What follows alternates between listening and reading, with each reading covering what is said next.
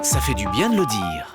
Régis Maillot, vous êtes un peu énervé ce matin ? Effectivement. Dites-moi, Anne, j'ai une question personnelle à vous poser. Est-ce que vous disposez d'un certificat de virginité ?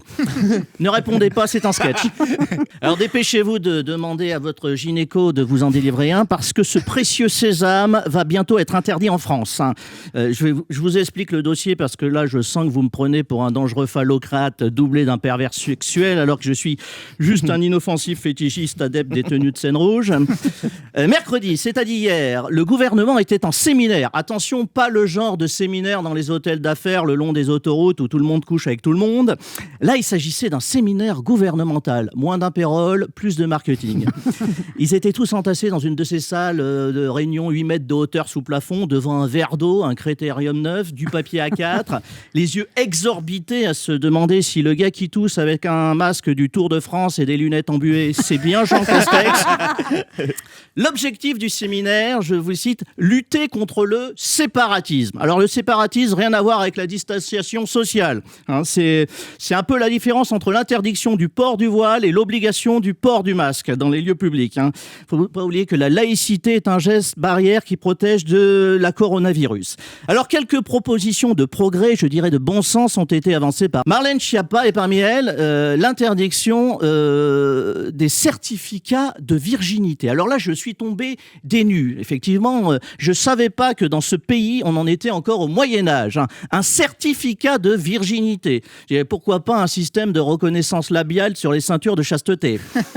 Un certificat de virginité, pourquoi faire ? Eh bien, pour se marier, pardi. Eh bien oui, parce que chez certains religieux philanthropes, ces certificats sont exigés avant un mariage par les familles du futur conjoint pour, je cite, vérifier la pureté du bétail. Pardon, de l'épouse, Abdullah.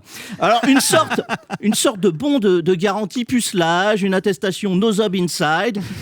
C'est un peu quand tu te souscris à un prêt immobilier. Tu dois fournir à ton assurance la preuve que ton taux de cholestérol te permet de rembourser un peu plus que les frais de notaire. Alors là, c'est pareil, sauf que la future mariée doit fournir au MOLA, l'équivalent de l'agent d'assurance, la preuve de sa pureté. Alors, comment ça se passe ? Le toubib inspecte l'entrée du vagin avec son iPhone, certainement. Mais non, Je sais pas, j'essaie de comprendre, afin de constater que l'hymen n'a pas été déchiré. Après ça, le daron, il peut appeler le traiteur pour le mariage.